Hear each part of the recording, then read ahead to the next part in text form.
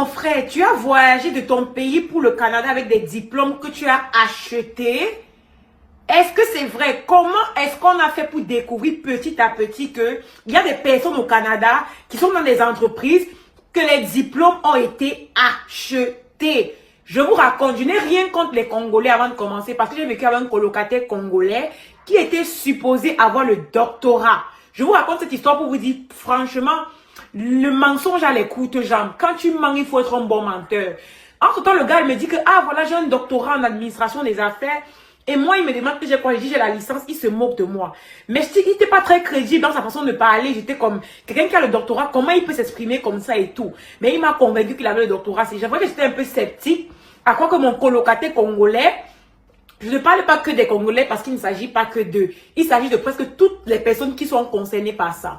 J'aime beaucoup les Congolais, je n'ai rien contre eux. Mais je parle particulièrement parce qu'il y a des détails qu'il faut que je donne par rapport à sa nationalité. Donc, en gros, il est à la maison avec moi, il me dit qu'il a le doctorat. Je lui dis que, gars, comment Nani, il me dit que, ah oui, j'ai eu avec mention la façon dont il parlait, j'étais en mode. Comment quelqu'un qui a le doctorat ne peut déjà pas faire une phrase complète sans mettre le lingala? C'est tout à fait normal, mais je suis pas congolaise en fait, je suis camerounaise.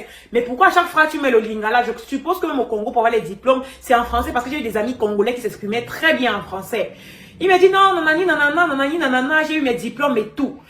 Il est venu, comme il faisait l'orgueilleux, le gros dos. Il a commencé les entrevues une fois, deux fois, trois fois, quatre fois, 5 fois, 6 mois. Il n'avait pas le travail. J'étais en mode, mais tu vas dire que tu as le doctorat. Non, généralement, si on t'appelle dans ton domaine, avec ton niveau, si on ne te donne pas le travail, ça veut dire qu'il y a quelque chose qui ne va pas. Et il a déposé ses CV. On lui a donné les entrevues comme s'il avait au moins 40 entrevues. Mais toutes les entrevues étaient des flops. J'étais en mode, viens, je te montre comment on passe l'entrevue. Il était en mode, quelqu'un qui a la licence peut me montrer quoi, nanani, nanana. Il n'était même pas humble, en fait.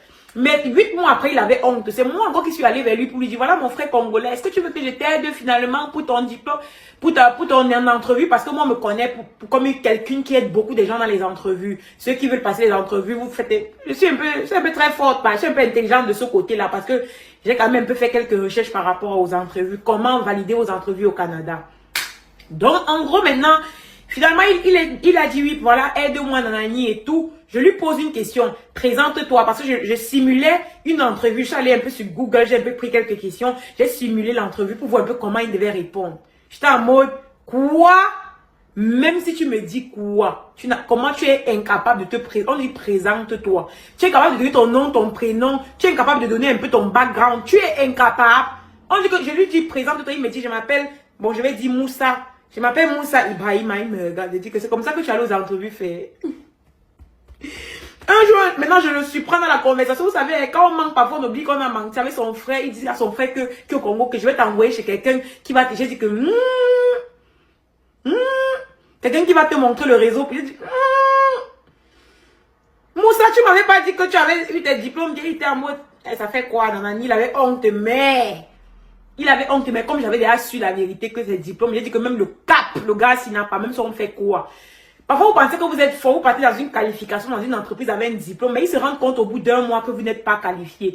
C'est comme ça qu'on vous signale, vous croyez que non, finalement, on vous signale que voici quelqu'un qui nous dit qu'il a les diplômes, mais il n'est même pas capable ça dit, tu dis que tu es maçon, mais tu n'es même pas capable de mettre une vis dans la table et tourner. La maçonnerie, là, tu as fait où? Toutes les années, là, tu as fréquenté où, en fait? Arrêtez de penser que les gens là sont bêtes. C'est-à-dire que le cerveau, ce n'est pas eux, hein. C'est toujours vous qui leur donnez ces informations-là. Le cerveau tourne 1000 à l'heure.